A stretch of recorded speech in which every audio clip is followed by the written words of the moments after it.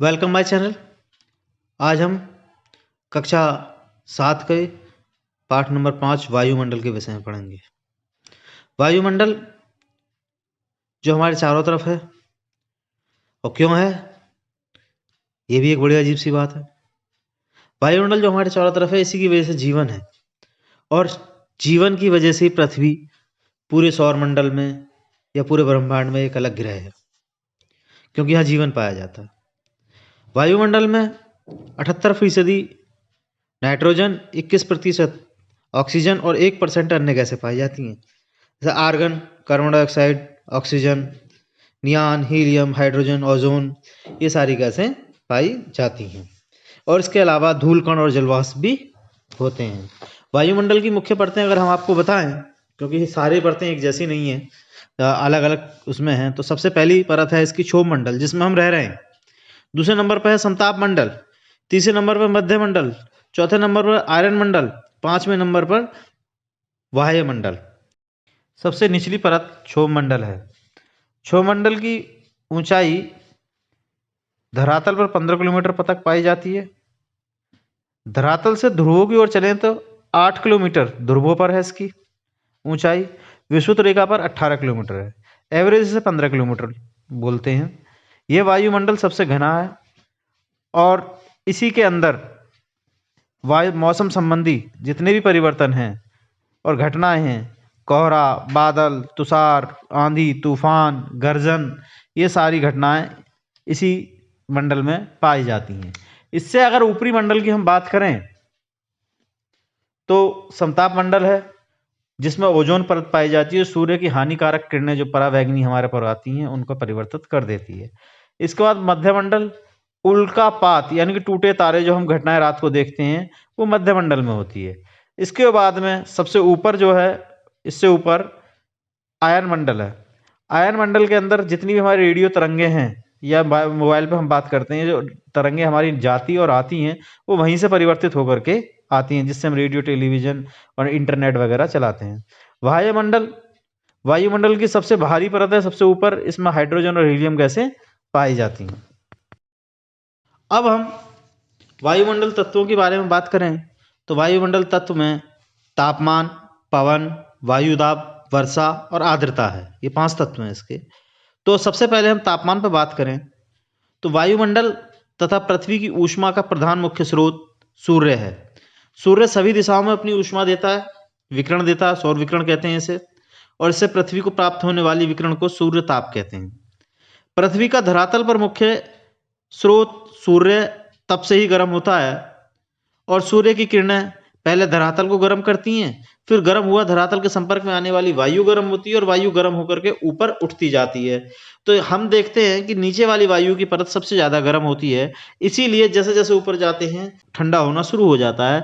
जैसे कि हिमालय पर्वत पर बर्फ जमी रहती है चोटियों पर हमेशा, और नीचे गर्मी लगती है हम लोगों को, जैसे हम यहाँ बुलंदशहर। वायु में गर्माहट, ऊष्मा या ठंडेपन की तापमात्रा को नापने के लिए तापमान कहते हैं, और इसे नापने के लिए डिग्री सेल्सियस इसका मानक इकाई है तथा तापमापी थर्मामीटर का प्रयोग किया जाता है। वायुमंडल का अगला तत्व वायुदाब है। वायु विभिन्न गैसों का मिश्रण है, उसका अपना भार है। इस कारण धरातल पर वायु अपने भार द्वारा दबाव डालती है, हमारे शरीर के आसपास जैसे है, और धरातल पर वायुमंडल की समस्त परतों के पड़ने वाले भार को ही वायुदाब या वायुभार कहते हैं। वायुदाब एक यंत्र द्वारा नापा जाता है, जिसे बैरोमीटर कहते हैं, और इसके मापने की इकाई मिलीबार है। पृथ्वी के धरातल पर वायुमंडलीय दाब का वितरण एक समान नहीं है। दाब के वितरण में लंबवत तथा क्षैतिज दोनों प्रकार की विभिन्नताएं पाई जाती हैं। ऊर्ध्वाधर या लंबवत वितरण, जैसा कि आप जानते हैं कि धरातल के ऊपर जाने पर वायु का दाब कम होता जाता है। वायु का घनत्व निचली परतों में सबसे सर्वाधिक होता है, क्योंकि वायु की निचली परत में भारी गैसें पाई जाती हैं। इसके विपरीत जैसे जैसे ऊपर जाएंगे वायु दाब कम होता चला जाता है, अतः ऊंचाई के साथ दाब व घनत्व दोनों कम हो जाते हैं। अब धरातलीय या क्षैतिज वितरण की बात करें तो वायुमंडलीय दाब का अक्षांशीय वितरण को हम इस प्रकार से समझेंगे। इसके 4 पार्ट है। नंबर 1 विषुवतीय, या भूमध्य रेखीय निम्न वायुदाब पेटी। नंबर 2 उपोष्ण उच्च वायुदाब पेटी। नंबर 3 उपध्रुवीय निम्न दाब वायु पेटी। नंबर 4 ध्रुवीय उच्च वायुदाब पेटी। हम सबसे पहले भूमध्य रेखीय निम्न वायुदाब पेटी के बारे में बात करें तो भूमध्य रेखा पर सूर्य की किरणें सीधे पड़ती हैं, जिससे वहाँ गर्म धरातल तेजी से गर्म होता है, जिसके संपर्क में आकर हवा और तेजी से गर्म होती है और वायु ऊपर उठ जाती है। और इस कम दबाव वाली पेटी को हम शांत पेटी या डोलड्रम पेटी कहा जाता है। नंबर 2 पर अगर हम बात करें उपोष्ण उच्च दाब वायु पेटी की, तो यह दोनों गोलार्धों में 30 डिग्री अक्षांश से लेकर 35 डिग्री अक्षांश के बीच में पाई जाती है। यह तापमान भी अधिक होता रहता है तथा भूमध्य रेखीय निम्न वायुदाब एवं उपध्रुवीय निम्न वायुदाब वाले क्षेत्र के ऊपर से आने वाली हवाओं से उतरने से वायुदाब भी उच्च पाया जाता है। सामान्यतः वायुदाब तथा तापमान में विपरीत संबंध होता है, क्योंकि जब तापमान अधिक होता है तो वायुदाब कम हो जाता है, अर्थात थर्मामीटर का पारा जब ऊपर जाता है तो बैरोमीटर का पारा नीचे हो जाता है, और जब थर्मामीटर का पारा नीचे जाता है तो बैरोमीटर का पारा ऊपर हो जाता है। इस प्रकार से इसमें विपरीत संबंध है। नंबर 3 उपध्रुवीय निम्न वायु दाब पेटी की अगर हम बात करें तो यह पेटी 60 डिग्री से 65 डिग्री अक्षांश दोनों गोलार्धों में पाई जाती है। पृथ्वी में अपनी धुरी पर घूमने के कारण इस क्षेत्र में वायुदाब ऊपर उठकर ध्रुव तथा उपोष्ण उच्च दाब क्षेत्र की ओर चली जाती है, जिससे इस क्षेत्र में वायु विरल हो जाती है। अतः यहाँ निम्न वायुदाब पाया जाता है, जबकि तापमान भी यहाँ कम रहता है। अगर नंबर 4 पे हम बात करें ध्रुवीय उच्च दाब वायु पेटी की, तो यह पेटी उत्तर तथा दक्षिणी दोनों ध्रुवों पर 90 डिग्री पर पाई जाती है। यहाँ पर सूर्य किरणें तिरछी पड़ती हैं, जिसके कारण यहाँ वायुदाब अधिक रहता है और तापमान बहुत ही कम या 0 डिग्री लगभग वर्ष भर बना रहता है। अब वायुमंडल का अगला तत्व है आर्द्रता। वायुमंडल में उपस्थित जलवाष्प को आर्द्रता कहते हैं। वायुमंडल में जलवाष्प वाष्पीकरण की क्रिया द्वारा होता है। जलवाष्प में बदलने को ही वाष्पीकरण कहते हैं। जब जल सूर्य की किरणें धरती पर पड़ती हैं और जल गर्म होकर के वाष्प में बदल जाता है, तो इसी को हम जलवाष्प कहते हैं।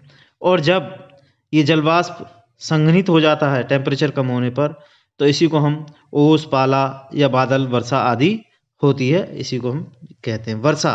अगला तत्व है खुली स्वच्छ हवा में वायुमंडल जलवाष्प में लगातार संघनित होने लगता है और संघनित होकर ऊपर जब वृद्धि हो जाती है और भारी हो जाता है, तो ये जब कण नीचे की ओर गिरने लगते हैं, यानी कि पानी के रूप में नीचे बूंदें गिरती हैं, तो इसी को हम वर्षा कहते हैं। लेकिन जब ये कण हिमकणों के रूप में गिरते हैं तो इसे हम हिमपात कहते हैं या बर्फ गिर रही है ऐसा बोल देते हैं।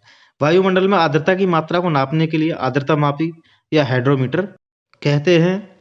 इसके बाद है हमारा अगला मौसम और जलवायु। अगर हम मौसम की बात करें तो दिन के अंदर थोड़ी देर में हवा आ गई, ठंडी हवा चलने लगी हल्की हल्की, अचानक बारिश आ गई, कभी ओले पड़ने लगे, मौसम साफ हो गया, धूप निकलने लगी, चमकने लगी। हर घंटे हर सप्ताह में धूप, हवा और वर्षा आदि की परिस्थितियों में जो परिवर्तन होता है उसे हम मौसम कहते हैं।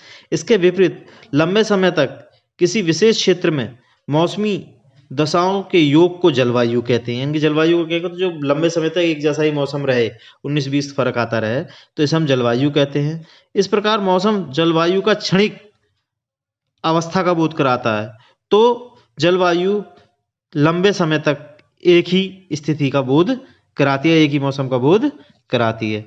इस पाठ में इतना ही था। बहुत बहुत धन्यवाद। Thank you very much.